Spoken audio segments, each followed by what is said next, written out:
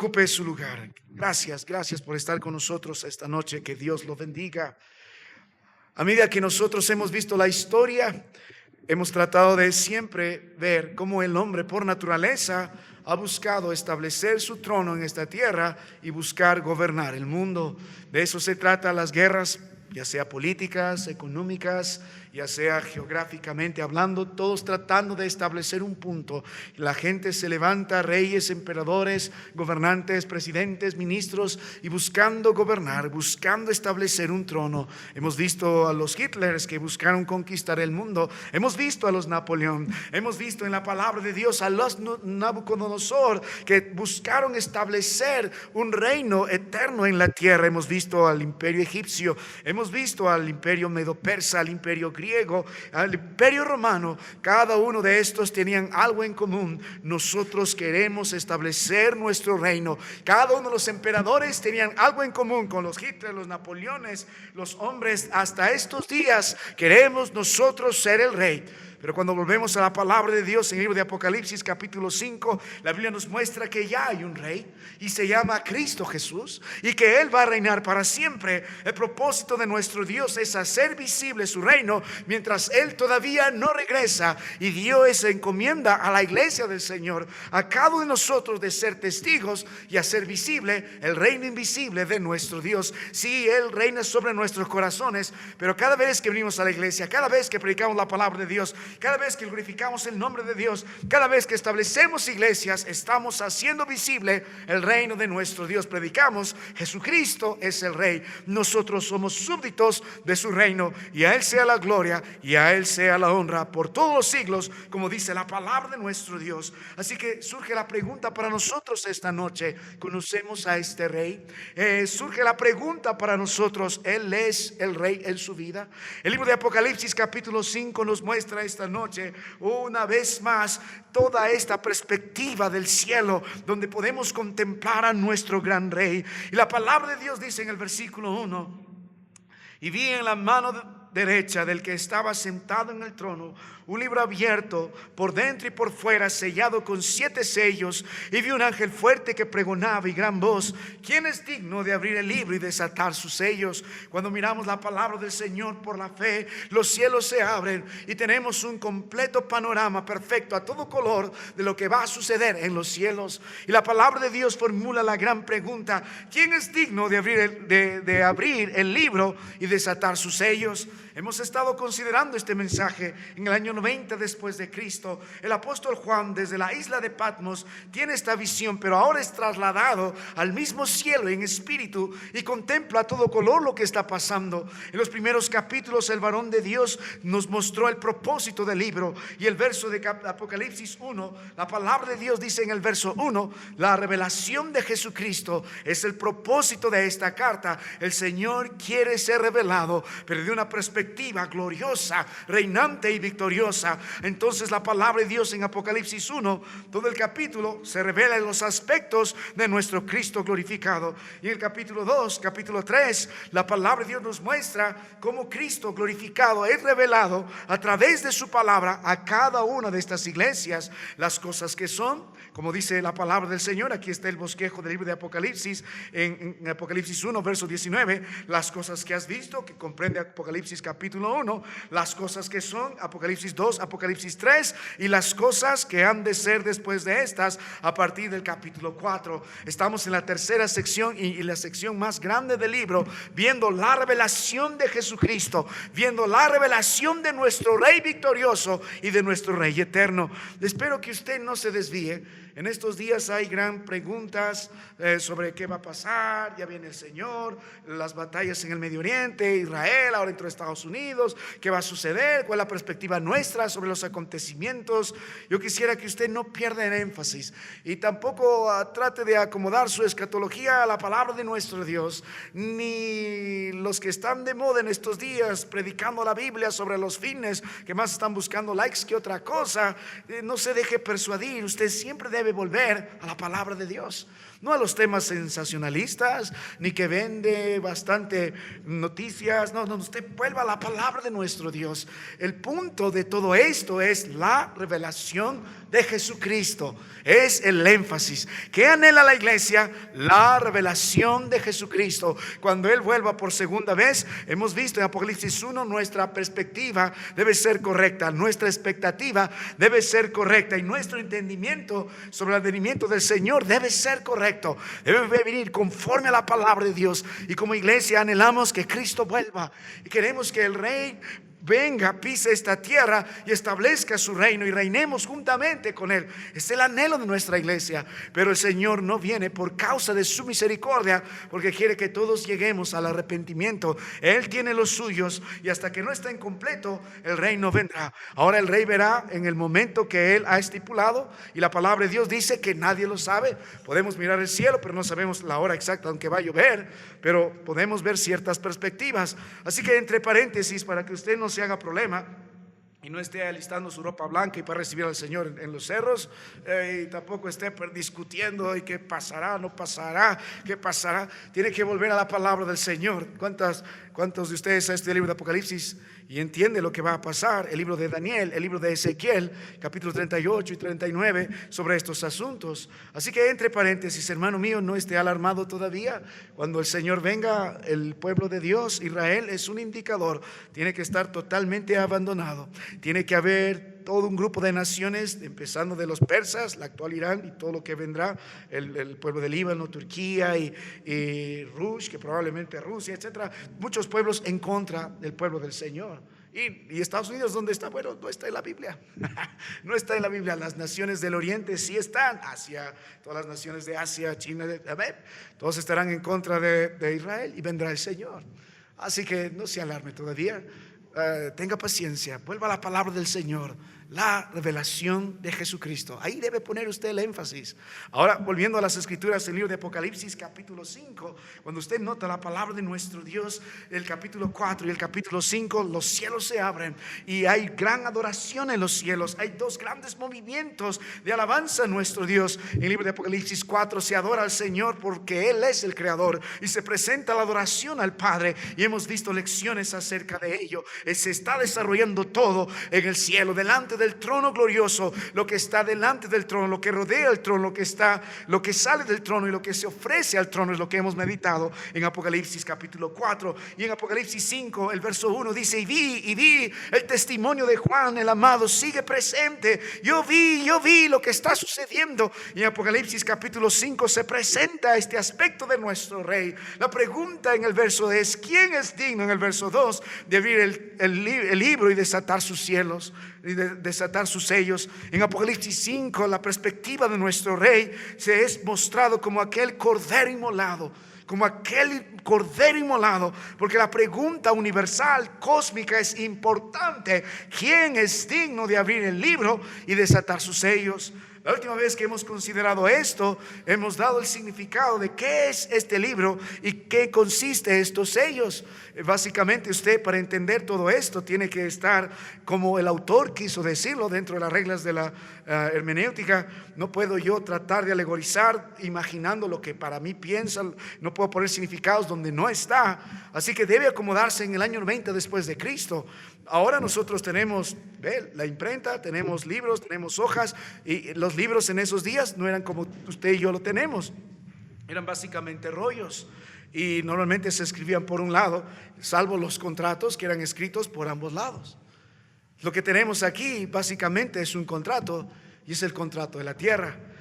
Los sellos aseguraban que este contrato está para ejecutarse, o sea, era garantía, se ponía como testimonio de que el contrato es válido. Cuando volvemos a la palabra de nuestro Dios, este contrato, pero ¿de qué es? Se trata del contrato de la tierra. Y el Señor, al abrir los sellos, se va a evidenciar a partir del verso 6, capítulo 6. Él va a derramar sus juicios. ¿Para qué? Para juzgar a la tierra y al mismo tiempo redimir a su pueblo. Entonces es importante esto. Y el problema se formula: ¿quién es digno? ¿Quién es digno? Y la respuesta se encuentra en el mismo capítulo 5, y la palabra de Dios en el verso 5 habla del león de la tribu de Judá, la raíz del linaje de David, y más adelante habla el verso 6, que es el cordero inmolado. El rey que va a abrir los sellos es el cordero inmolado. ¿Quién es digno?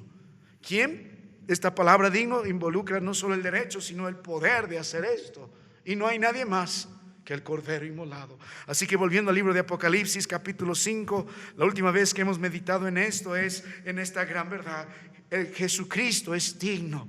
Jesucristo es digno. ¿Y por qué Jesucristo es digno? Él es el único que tiene el derecho, Él es el único que tiene el poder de tomar la tierra, derramar los juicios y tomar a su pueblo a sí mismo. Es necesario esto, es importante esto. La cruz del Calvario predica eso. ¿Qué ves en la cruz del Calvario? Hay dos grandes fuerzas que están llegando a la cruz. Tienes la ira del Señor que está siendo derramada sobre Cristo porque Él está cargando nuestras iniquidades, y tienes por otro instante la otra fuerza del Señor, que es su misericordia, su paciencia y su amor. Y estas dos fuerzas chocan en la cruz del Calvario. Tiene que haber derramamiento de ira para que haya remisión. Tiene que haber derramamiento de ira para que haya liberación. Y todo esto está aconteciendo en la cruz del Calvario. Cristo está sufriendo por los pecadores la ira del Padre. Está sufriendo. Pero al mismo tiempo era necesario que Él sufra eso, porque está tomando nuestro lugar. Ese sacrificio sustitutorio era necesario. ¿Para qué? Para que usted y yo no recibamos la ira de Dios. Ahora lo mismo va a suceder cuando el Cordero vuelva en poder y gloria, y los cielos lo anuncian, y un día estaremos parados delante del trono y miraremos lo mismo. Y es necesario que el Señor venga y luego derrame sus juicios para que luego este pueblo sea liberado. El contrato de la tierra va a ser retomado nuevamente por el Creador. Es necesario que la maldad termine. Es necesario que Satanás sea echado al lago de fuego. Es necesario que los hombres impíos, los crueles, los homicidas, los idólatras, los ávaros, los borrachos, los mentirosos, los ladrones, los adúlteros, los fornicarios, es necesario que sean castigados. Es necesario que el mal termine. Y es a través de los juicios de nuestro Dios, para que el pueblo suyo sea redimido. Así que es importante esto. El Cristo es el único que es digno. Miramos la palabra del Señor en el libro de Juan con los hermanos que estamos estudiando la Biblia, los jóvenes, adolescentes y también niños, y hemos visto una gran verdad. Jesucristo es el Verbo encarnado, es el Logos, es la palabra encarnada, es el Dios encarnado, es la sabiduría encarnada, es el poder encarnado delante de nosotros. Y el hombre, nuestro Dios, se hizo carne, dejó lo eterno para meterse en el tiempo del hombre, y aquel Verbo fue hecho carne, dice la Biblia. Dejó la eternidad para meterse en el tiempo finito del hombre. Este Dios nuestro dejó lo invisible para que se haga visible. El Dios que creó los cielos y la tierra se metió como uno más en la creación. Es inconcebible para mí cómo ese Dios, habitando en lugares así tan inaccesibles, tan santos, tan gloriosos, tan poderosos, se vistió como tú y como yo, como hombre. No es que se disfrazó, en esencia es hombre. Se hizo hombre. Y no solo eso, el Señor descendió aún más, porque fue desechado entre los hombres para que tome nuestro lugar en la cruz del Calvario. Y ese es el Rey al que nosotros estamos adorando. No hay nadie como nuestro Dios. Es único en su especie. Él tiene el derecho legal, Él tiene el poder para hacerlo. Él derramó su sangre por esa razón. Así que aquí está la pregunta: ¿cómo sabemos que este Cordero es digno? ¿Por qué este Cordero es digno? Y la palabra de Dios nos ha mostrado tres grandes razones y tres grandes lecciones acerca de ello. Primero hemos visto del verso 1 hasta el versículo 3 la pregunta esta, ¿no es cierto? Hemos visto que ninguno es digno. La búsqueda de quién es digno. Y la Biblia dice en el verso 3 que ni en el cielo ni en la tierra se halló a alguien que podría abrir el libro. No hay nadie como el Señor. La búsqueda de quién es digno. No hay otro fuera de Jesucristo. No hay otro Cordero inmolado. No hay otro Salvador. No hay otro como Cristo. No hay salvación en ninguno otro, ni en el cielo ni en la tierra. Nadie más puede hacer esto. No hay otro que pueda vencer a Satanás y las huestes de maldad. No hay otro. Solo hay uno. No hay ni en el cielo ni en la tierra. solo es Cristo Jesús. Hemos visto la búsqueda de quien es digno. Luego la palabra de Dios dijo en el versículo 4: y lloraba yo mucho, lágrimas en el cielo, porque no se había hallado ninguno digno de abrir el libro, ni leer, ni de mirarlo. Y esta parte hemos concluido diciendo: las lágrimas en el cielo podrían ser justificadas. Pastor, pero no haber llanto en el cielo. Aquí hay un hombre que está llorando en el cielo. Lágrimas, es lágrimas en el cielo. ¿Por qué llora? Llora porque Noé lloraba también. Mire, si no llegaba el diluvio y si no había esa arca, el llanto de Noé sería justificado. Señor, no nos destruyas, necesitamos la salvación. Y el arca apunta a la salvación de Cristo Jesús. Es el llanto de cualquier creyente de nuestros días. ¿No anhela usted que el mal termine? ¿No anhela usted, hermano mío, que Satanás sea finalmente apresado y lanzado donde merece estar? ¿No anhela usted que el pecado sea quitado de esta tierra? ¿No anhela usted, hermano mío, que finalmente todo hombre impío que escupe el rostro de nuestro Dios y levante el puño contra el trono santo de nuestro Dios merezca la ira suya?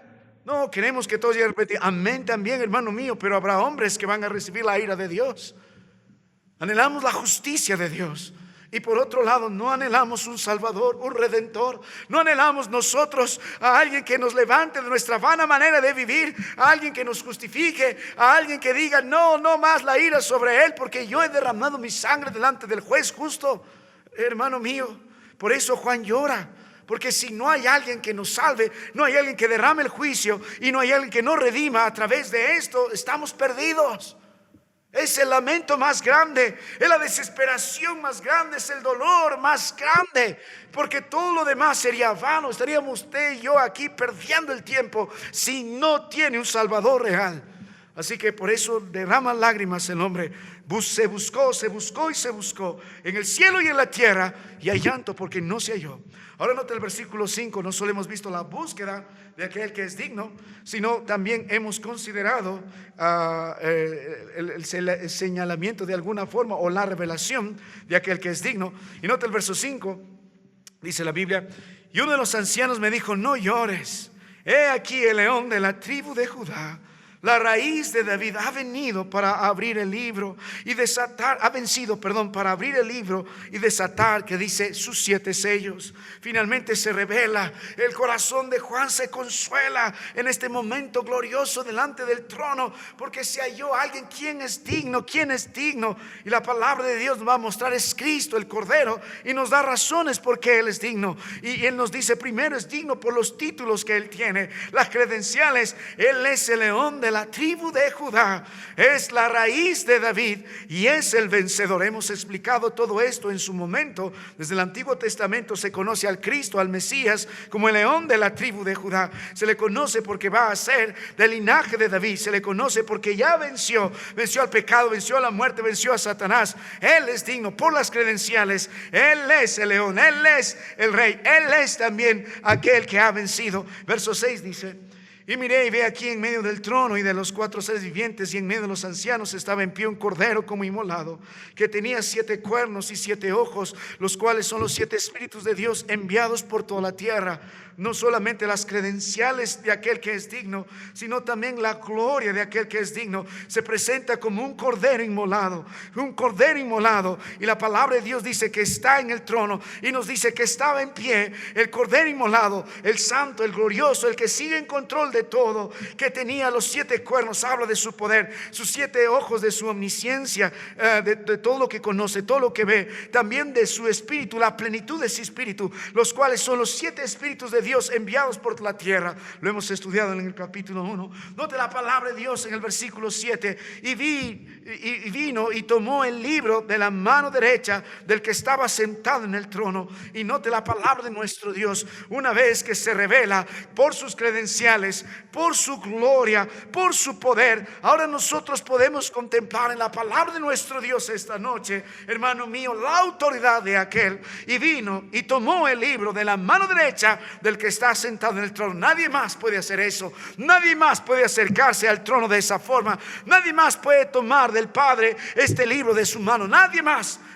Ve la autoridad del Cordero, las credenciales del Cordero, la gloria del Cordero, pero también la autoridad del Cordero. Cordero. No hay otro como Cristo. Él es digno. Así que la Biblia revela: he aquí el Cordero inmolado. He aquí el león de la tribu de Judá. He aquí la raíz de David. He aquí el victorioso. He aquí el que está en medio de nosotros. He aquí el que está en pie. He aquí el que tiene el poder. He aquí el que tiene la plenitud del Espíritu. He aquí el que tiene la autoridad. Él vino y tomó el libro. El verso 7, hermano, es uno de los versos más importantes en la Biblia.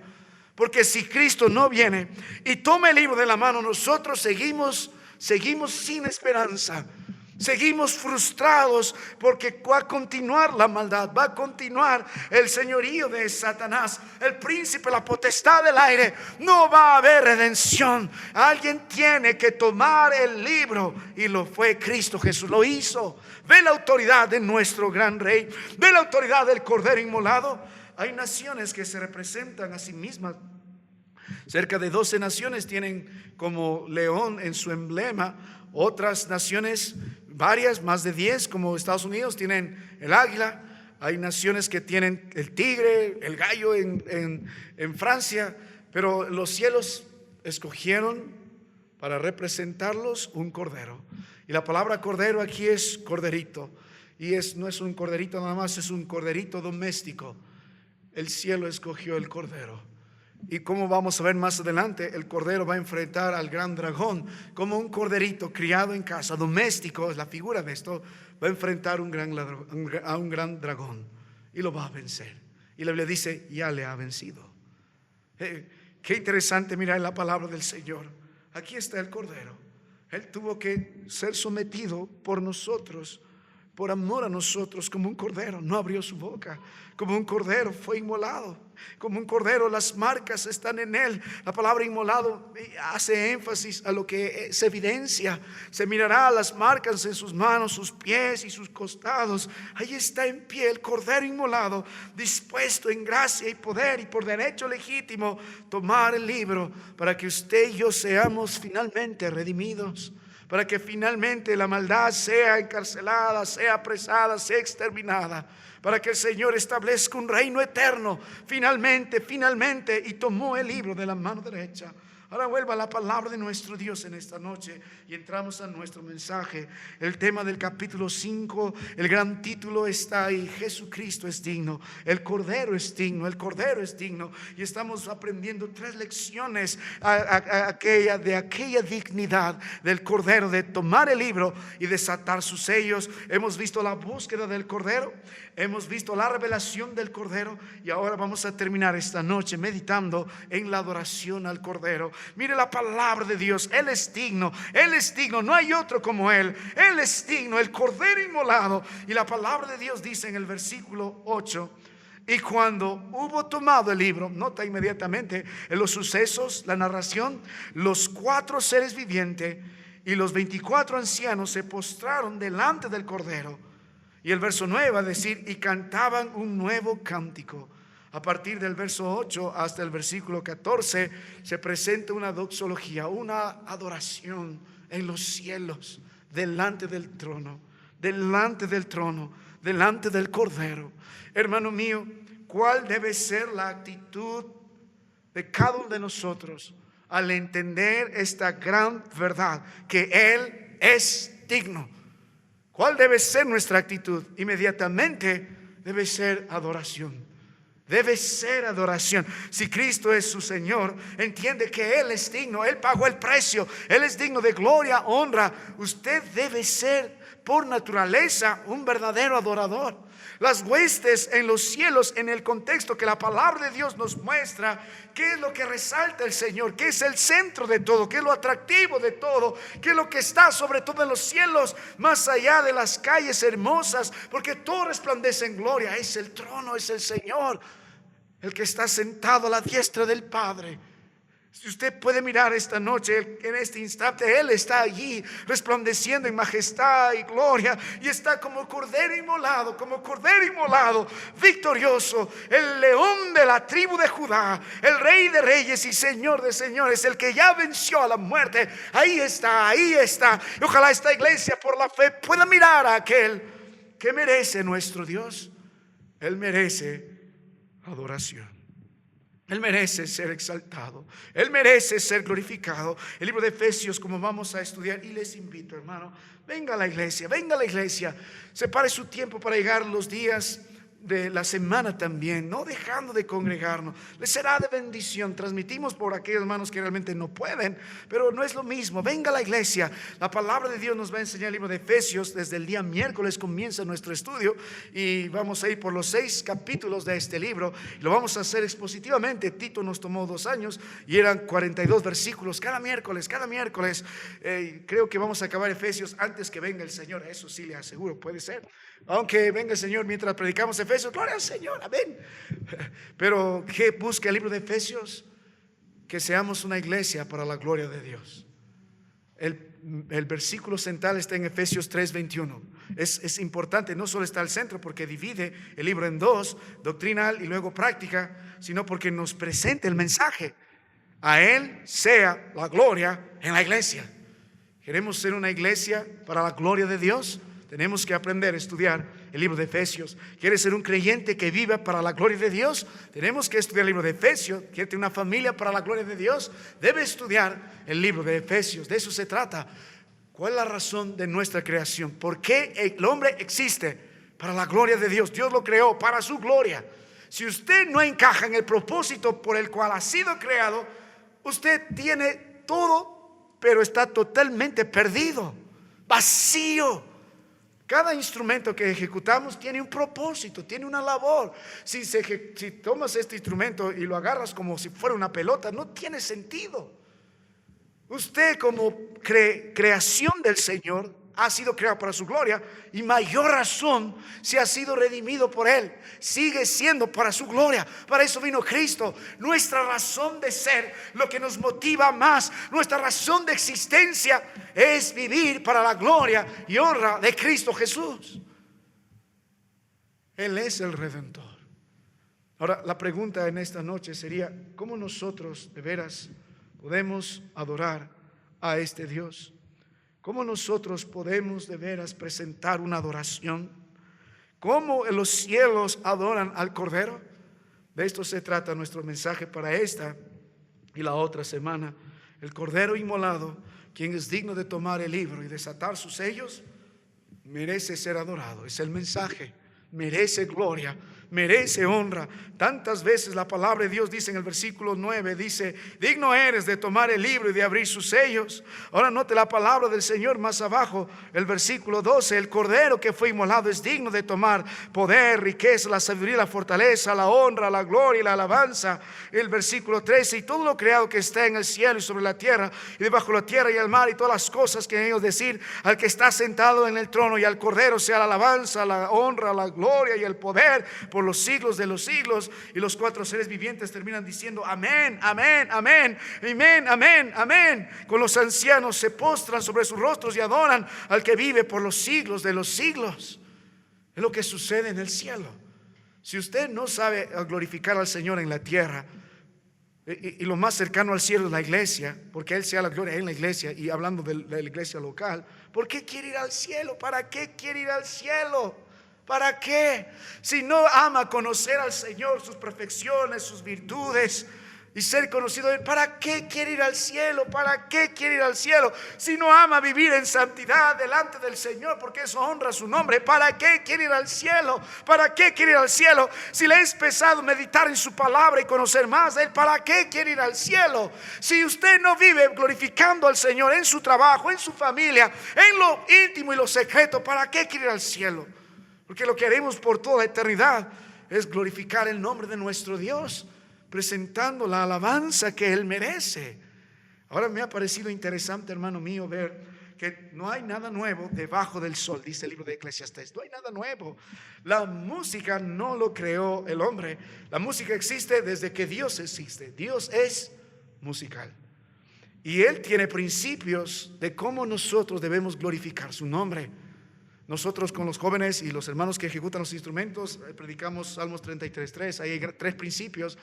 La Biblia dice hacerlo bien en cuanto a adoración. David lo entendía, Moisés lo entendía, los 4 seres vivientes, los ancianos, los ángeles y toda la creación lo entienden. Tenemos el adorador correcto. No puede adorar cualquiera al Señor. Uno salvo por gracia, por medio de la fe en Cristo, un verdadero creyente, con la actitud correcta. Debe ser con gozo, con júbilo, de veras, en humildad, en exaltación al Señor. Pero debe ser con la música correcta también. No puedes alabar al Señor con rock, con merengue, con lo que tú quieras. Los principios están acá. Y sabe, hermano mío, qué lindo es esta parte. ¿Por qué? La pregunta entonces, ¿cómo el cielo adora al Señor? ¿Cómo es el Cordero es adorado? ¿Usted cree que es digno o no? La Biblia dice, Él es digno, lo cree o no. Pero si usted tiene la convicción que Él es digno, entonces el Señor es digno de su adoración. Usted debe ser un ejemplo de adorador al Señor. Usted debe adorar al Señor, porque es lo que hará por toda la eternidad. Y Dios quiere que la iglesia lo aprenda, porque lo que vamos a hacer en el cielo es justamente eso. Si no, no tuviéramos esta revelación de cómo adoramos al Señor. Y aquí tenemos una gran lección, hermano. Volviendo al libro de Apocalipsis, capítulo 5, hermano mío, en nuestros días, permíteme mostrarte cómo el Cordero es adorado, cómo el Cordero es adorado, porque la palabra de Dios dice, se postraron delante del Cordero. ¿Cómo es adorado el Cordero? Delante del Cordero, delante del Cordero. ¿Cómo es adorado? Y aquí, hermano mío, hay 4 movimientos en esta gloriosa adoración. Hay 4 movimientos. No hay nada nuevo debajo del cielo, hermano. No hay nada nuevo. Todo lo que el hombre hace, muchos de los principios, lo toma de aquí, lo toma de aquí. Y sobre todo cuando hablamos de la música y la adoración a nuestro Dios, porque esto es sumamente importante. A mí me cautivó. Hay 4 movimientos, ¿sabe? En estos 4 movimientos nos vamos a gozar mucho. Yo sé que no todos entienden lo que es sí, nos gusta la música, eso sí, pero pocos la entendemos, ¿no es cierto? Pocos la entienden. Sí, yo sé lo que me gusta, lo que mueve el cuerpo, pero muchas veces no entendemos. Y cuando vuelves a la palabra del Señor, aquí hay 4 movimientos para tratar de hacer una analogía con cualquier música, digamos, clásica, que también tiene 4 movimientos. Es interesante porque primero tienes un movimiento en toda música clásica, se ha escuchado, un adagio, que es un movimiento lento y solemne. Es el primer movimiento antes de desarrollar toda la adoración, toda la música. Y es la palabra incluso adagio, significa con calma, despacio, en reverencia, en meditación. Se suele preparar al oyente con este tipo de música antes de continuar con toda la pieza musical. Luego, dentro de estos movimientos, hablando secularmente en la música clásica, tienes otro movimiento que se llama el allegro, y es un movimiento más rápido, enérgico, animado. Es el movimiento principal. Introduce el tema de la sinfonía, y luego necesitas que ese movimiento tenga fuerza, energía y dirección clara.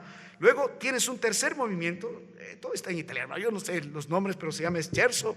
La esencia de esto es que es un movimiento un poco más coral, dinámico, donde hay más participación, hay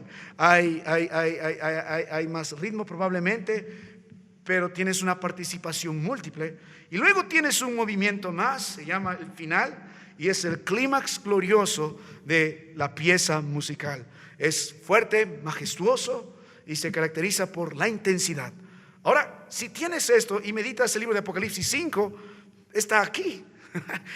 Hermano, no es que el hombre ha inventado algo, pero está aquí. Cuando usted vuelve a la palabra de nuestro Dios, tienes el adagio, porque si notas la Biblia, el libro de Apocalipsis capítulo 5, la palabra de nuestro Dios dice así: y cuando hubo tomado el libro, los 4 seres vivientes y los 24 ancianos, ni bien vieron lo que el Señor hizo en agradecimiento. ¿Qué hicieron? ¿Qué dice la palabra de Dios? Se postraron, hicieron reverencia. Luego más adelante vas a tener un movimiento enérgico, rápido, porque inmediatamente el verso 9 habla de este cántico nuevo, y en el contexto de toda la palabra de Dios va a ver que ese cántico es así. Y empieza con el tema principal: digno eres de tomar el libro y de abrir sus sellos, porque tú fuiste inmolado y con tu sangre nos has redimido. Aquí está el mensaje para Dios de todo linaje, lengua, pueblo y nación, y nos has hecho. Está la razón de la oración para Dios, reyes y sacerdotes, y reinaremos sobre la tierra. Y luego tienes el tercer movimiento, donde hay una participación múltiple y coral. A la voz de los seres vivientes y los ancianos se agrega la multitud de millones y millones. Verso 11: y miré y oí la voz de muchos ángeles alrededor del trono, y de los seres vivientes y de los ancianos, y su número era de millones de millones de millones de millones. El número máximo que en aquellos días se podía contar era hasta 10,000. Y si tú pedías a alguien que multiplicase 10,000 por 10,000, saldría 100 millones. Era difícil para ellos imaginar tanta cantidad, pero aquí está expresado. Esos números es incontable, es incontable. Para la mente de ellos era incontable, para nuestra mente aún más. Es incontable, es incontable. Así que aquí tiene la participación de varios cantando. Y no solo eso, porque el verso 12, junto con los ancianos y junto con los 4 seres vivientes, los millones y millones de huestes celestiales cantan el mensaje: el cordero que fue inmolado es digno de tomar. El verso 12, el poder, la riqueza, la sabiduría, la fortaleza, la honra, la gloria y la alabanza, que llega a ser el estribillo. Constantemente se va a cantar eso. Y luego el verso 13, ¿quién se une? En el último momento, la culminación gloriosa, que se une. Note la palabra del Señor en el último movimiento: y todo lo creado que está en el cielo y sobre la tierra y debajo de la tierra y el mar. Va creciendo la adoración, llega a un clímax importante. Y debajo de la tierra y en el mar y todos los que en ellos hay, oí decir. Mira el clímax, cuando toda la creación canta, las huestes celestiales cantan, los ancianos cantan, los ángeles, los 4 seres vivientes cantan. Dice: al que está sentado en el trono y al cordero sea alabanza, la honra, la gloria y el poder por los siglos de los siglos. Y el verso 14 termina concluyendo en un poderoso amén, amén, amén. Oh, los 4 movimientos están claramente aquí. Que doy gracias al Señor por su palabra. Doy gracias al Señor. Así que lo que vamos a hacer nada más es una breve introducción al primer movimiento. Vamos a ver hoy el primer movimiento. Vamos a ver el adagio en la alabanza a nuestro Dios. Espero que me pueda entender. Yo sé dónde está Aarón. Aarón entiende, ¿cierto? Incluso es para él nivel básico lo que estoy diciendo sobre la música.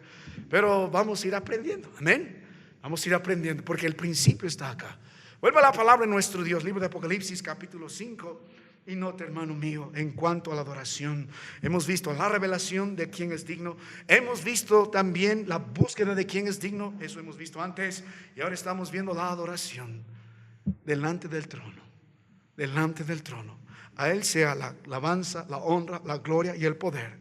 ¿Cómo lo vamos a hacer? Aquí empieza el primer movimiento. Y hay principios de acá que nos sirven a nosotros, hermano. Miren el cielo.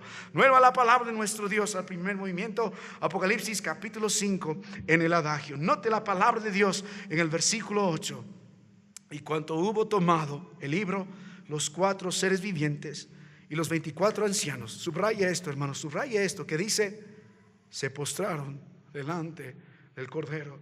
En este primer movimiento algo se muestra antes de empezar con energía, antes de cantar, antes que las huestes se añadan, antes que toda la creación venga y la orquesta vaya creciendo hasta un final glorioso donde se dice amén, amén. Solo que en los cielos vamos a hacerlo para siempre. ¿Qué tal vida tendremos en los cielos de glorificar el nombre de Dios? Si a veces nomás mientras dirigimos aquí la música y hay cultos donde nos gozamos alabando a nuestro Dios, ¿cómo será esto? ¿Cómo será esto? Es algo que me hace temblar. Pero antes de empezar todo eso, ¿qué es lo que demanda nuestro Dios delante de su trono?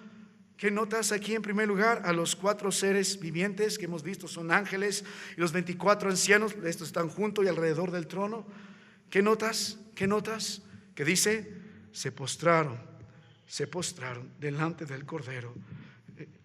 ¿Qué merece el Señor? En primer lugar, toda verdadera adoración comienza con reverencia total ante el Cordero. No se puede alabar al Señor sin tener la postura correcta, sin tener la actitud correcta. Aquí tenemos un letrero en la primera o segunda columna en este templo donde dice 1 Timoteo 3:15, porque citarlo quiero que sepas cómo debes conducirte, porque esta no es mi casa, no es su casa, no es un patio, no es un circo, no es un club social, sino es la casa de Dios, la iglesia del Dios viviente, columna y baluarte, la verdad. Por eso se escribió 1 Timoteo, para que Timoteo sepa cómo debe conducirse la iglesia, cómo debe conducirse los pastores, cómo decir cada hermano que venga. Porque ¿qué demanda el Señor? Temor. ¿Qué demanda el Señor? Reverencia. ¿Qué demanda el Señor? Nuestro entendimiento profundo acerca de quién es Él. Acerca de quién es Él. Cuando usted viene a adorar al Señor a la iglesia, usted debe entender quién es Él. ¿Quién es Él? Su adoración tiene que ser teológica, doctrinal. Si no, usted nunca podrá adorar verdaderamente. Adorará a un Dios emocionalmente, adorará a un Dios un tiempo, porque no le conoce. y por lo tanto no tiene reverencia a ese Dios. Si usted no santifica al Señor primero en su corazón, en lo íntimo, en lo secreto, como demanda el apóstol Pedro, ninguno va a poder adorar a Dios públicamente. Así que lo primero que Dios espera es una consagración plena y real, reverente, lleno de temor delante del trono. Y se postraron, no se levantaron, no se irguieron, no dijeron vamos a ver cómo vamos a alabar al Señor. Tomaron sus 4 micrófonos, ese cuarteto de los 4 seres vivientes, y cerraron sus ojitos y luego dieron la vuelta al Cordero y derramaron sus lágrimas y están alzando no están haciendo eso. Es una locura. Lo primero que ellos están haciendo, si van a adorar al Rey de Reyes, al Cordero, aquel que finalmente tomó el libro y va a desatar sus sellos y nos va a revivir, finalmente el plan cósmico de toda la eternidad se consume en este instante. Finalmente el mal será encarcelado, el pecado será totalmente exterminado, finalmente estaremos con Él para siempre. Todo se resume al versículo 7. Entonces Dios merece adoración. Pero tenemos que hacer en este primer movimiento en reverencia. Tenemos que mostrar una actitud completamente rendida, humilde, delante del trono. Si va a ser un verdadero adorador, es importante que usted entienda que su postura es delante de Él, porque Él recibió tu autoridad, porque Él merece la gloria, no nosotros, porque Él merece adoración, no nosotros, porque Él es la luz y nosotros no somos la luz. Él es la vida, nosotros no somos la vida. Él es el Cordero inmolado, pagó el precio, nosotros necesitamos de Él. Mientras los instrumentos se afinan en una sinfonía, en silencio antes de la primera nota, así el cielo entero se inclina en el profundo asombro antes de cantar, y tienes a este grupo de ancianos y ángeles postrándose ante el trono antes ni siquiera abrir la boca. Hay una gran lección para nosotros, hermano. Este tipo de adoración es la que Dios espera en primer lugar, silenciosa, secreta, íntima. ¿Sabe estar usted delante del trono? ¿Vive delante del trono? ¿Ha entrado al trono de la gracia? ¿Tiene una vida plena de adoración con su Señor? ¿Su vida glorifica el nombre del Señor? ¿Vive reverente delante de Dios? ¿El Señor es glorificado en su corazón? Note unas lecciones acerca de este primer movimiento delante del trono. Delante del trono se postraron, se hincaron, doblaron sus rodillas, se humillaron inmediatamente. Note en primer lugar, hermano, el liderazgo de esta adoración secreta, íntima, reverente. Note el liderazgo. ¿Quiénes fueron los que se postraron? La palabra del Señor dice en el verso que hemos leído, primero tienes a los 4 seres vivientes, estos son ángeles, y tienes a los 24 ancianos. Ya hemos visto qué son estos 24 ancianos. El énfasis en la Biblia no es tanto en quién son, sino lo que hacen, y hemos visto cómo adoran constantemente al Señor. Pero bajo el estudio que hemos hecho, hemos tratado de poner delante de nosotros que estos ancianos representarían a la iglesia glorificada. Sería una buena postura, pero sea lo que sea, el término de ancianos a lo largo de toda la Biblia es importante porque evidencia liderazgo. Los ancianos en Israel, los que dirigían el pueblo del Señor, los que daban ejemplo de Moisés, fue tomado el Espíritu de Dios para dar otros 70 ancianos. Los ancianos en el Nuevo Testamento, en las iglesias, los pastores, los hermanos maduros en el Señor, en liderazgo. Y aquí también ves un grupo de liderazgo en la adoración. Es importante porque tenemos que tener en la iglesia, en las familias, ejemplos de hombres que sepan adorar a Dios. Sus hijos necesitan ejemplos de padres de temor y reverencia a Dios. Necesitan ejemplos de hombres que son temerosos del Señor, que viven en santidad, que tienen delante de sus hijos este testimonio de que se apartan del mal y viven para la gloria de Dios.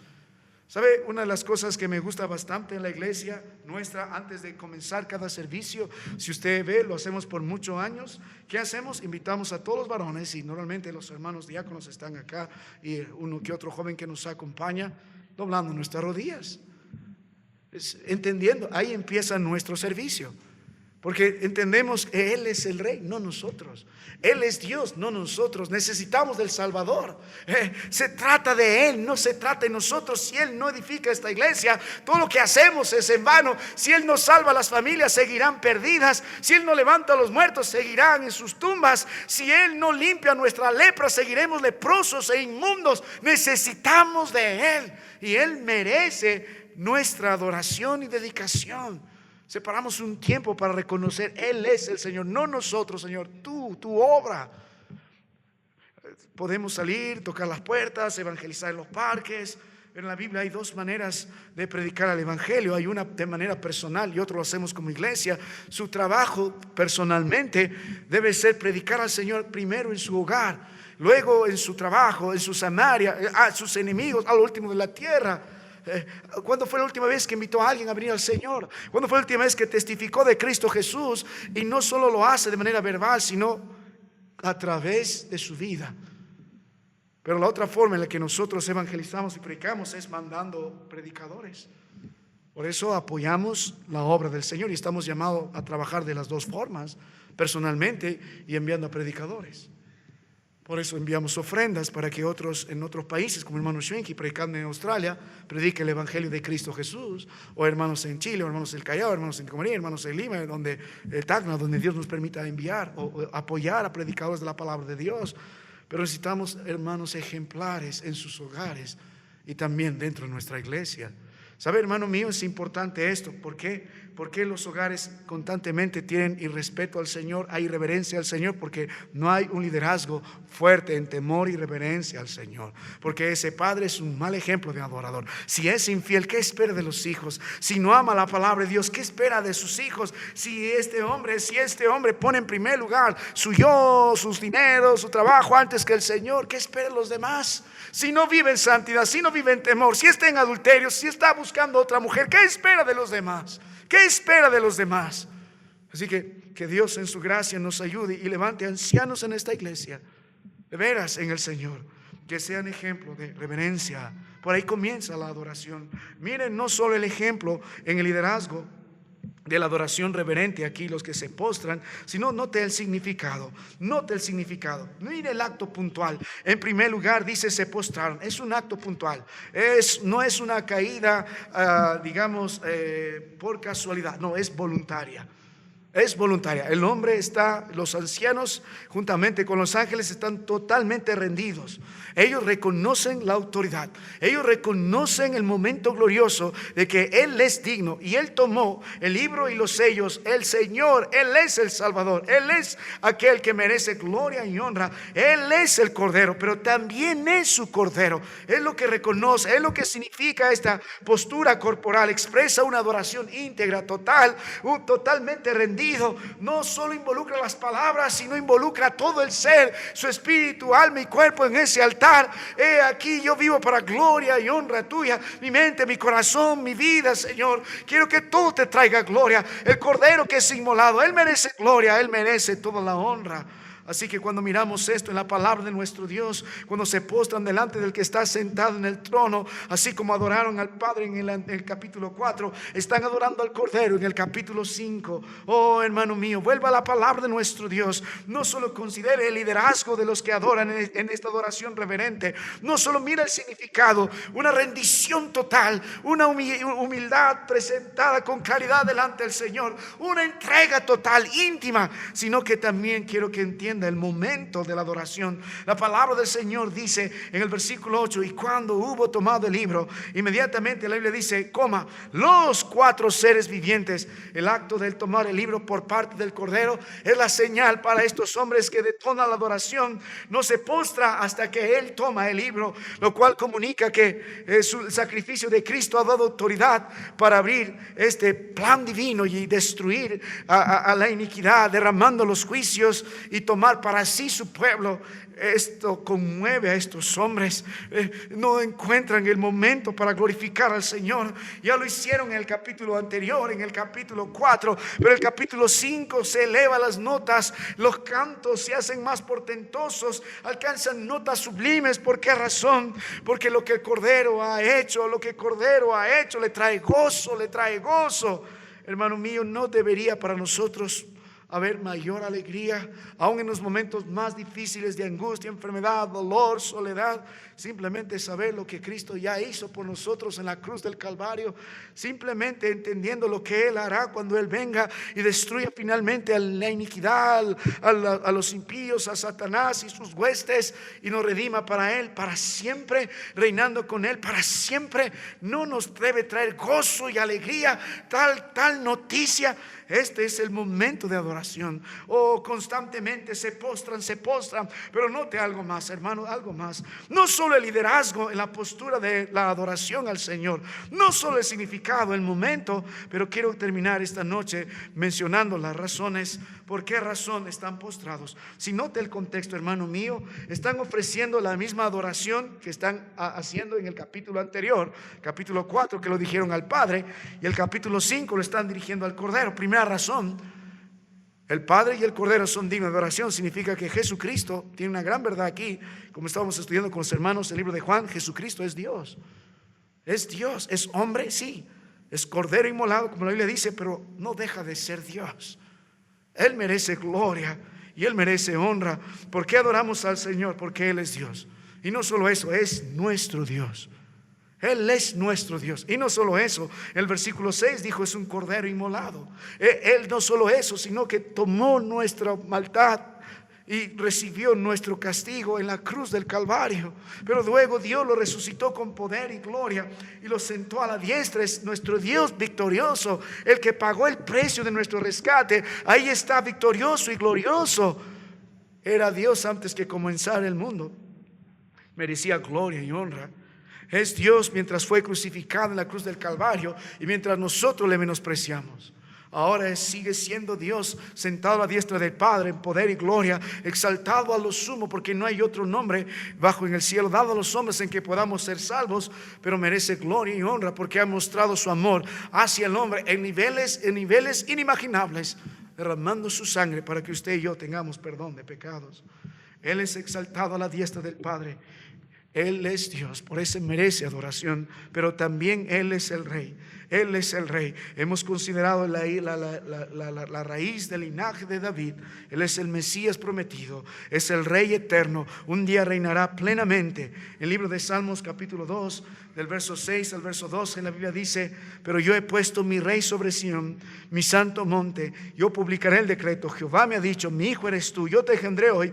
Pídeme y te daré por herencia a las naciones y como posesión tuya los confines de la tierra. Él es mi Dios. Él es mi Rey, pero también Él es mi Salvador. Por eso dijo del versículo 6: como cordero inmolado, es mi Dios, es mi Rey y es mi Salvador, poderoso y glorioso. Las marcas predican el gran precio que tuvo que pagar por nosotros en la cruz del Calvario. Cuando volvemos nosotros a la palabra de nuestro Dios, la actitud nuestra siempre debe ser esta ante el Señor, a sus pies, en total rendición, total reverencia, reconociendo su autoridad. Es mi Dios, es mi Rey, pero también es mi Salvador. Su sangre preciosa fue derramada por mí. Y ahora toma el libro, y ahora va a abrir los sellos, y ahora va a ejecutar los juicios, y ahora va a redimir la creación. Vuelvo un momento a la palabra de nuestro Dios esta noche. Libro de Mateo capítulo 2, note la Biblia, el versículo 11. Todo creyente muestra esta actitud en este primer movimiento. Antes que se levanten las voces, antes que se ejecuten los instrumentos, antes que las arpas hagan su trabajo, antes que los huestes se unan en voces y coro, antes que la creación cante en el cielo y en la tierra, oh, hay un momento especial, postrado a los pies de nuestro Dios. Debe haber una rendición total, una humillación total ante el trono. Debe haber una actitud de temor delante del Rey, a los pies del Señor. Note Mateo 2:11. Y al entrar en la casa vieron al niño con su madre María, y aunque era un niño, sabían que iba a ser el Salvador, y postrándose le adoraron. No hay otra postura delante del Rey. No habrá otra postura delante del Rey.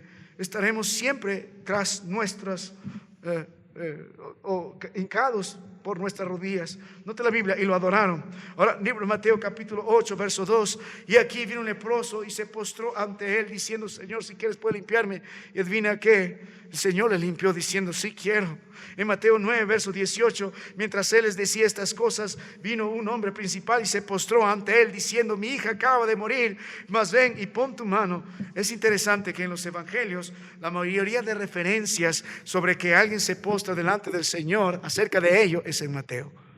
Él es el rey. Sí hay en Lucas, sí hay en Juan, pero más referencias hay en Mateo. Mire otra porción en las Escrituras, libro de Mateo capítulo 14, verso 33. Entonces los que estaban en la barca vinieron y le adoraron diciendo: verdaderamente eres el Hijo de Dios. Y se postraron. Libro de Mateo 15, 25. Entonces ella vino y se postró ante él diciendo: Señor, socórreme. Mateo 28, verso 9. Y aquí Jesús le salió al encuentro diciendo: salve. Y ellos acercándose abrazaron sus pies y le adoraron. Mateo 28, 17. Y cuando le vieron le adoraron, pero algunos dudaban. Lucas 24, versículo 52. Ellos, después de haberle adorado, volvieron a Jerusalén con gran gozo. Cuando vemos a la palabra de nuestro Dios, la adoración y esta postura están estrechamente relacionados delante del Rey, delante del Dios, delante de nuestro Salvador, delante de aquel que es digno. Solo existe un primer movimiento y tiene que ver de postrarnos ante los pies de nuestro Dios.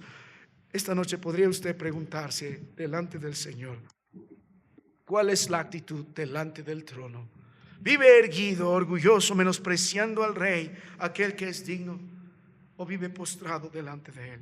Sus hijos pueden mirar a un anciano en esta noche, o como padre o como madre, de un ejemplo de alguien que sabe postrarse, no solo en oración, sino su vida es totalmente rendido a Dios, en temor, en santidad, en gozo, en un conocimiento íntimo y profundo en ese momento especial, en un tiempo de meditación apartado para la gloria y honra de Dios. Antes de siquiera abrir la boca, si usted no es llamado a santidad, a temor al Señor, a glorificar al Señor en lo íntimo, en lo secreto, si no tiene una vida rendida plenamente a Él, ni abra su boca. ¿Para qué?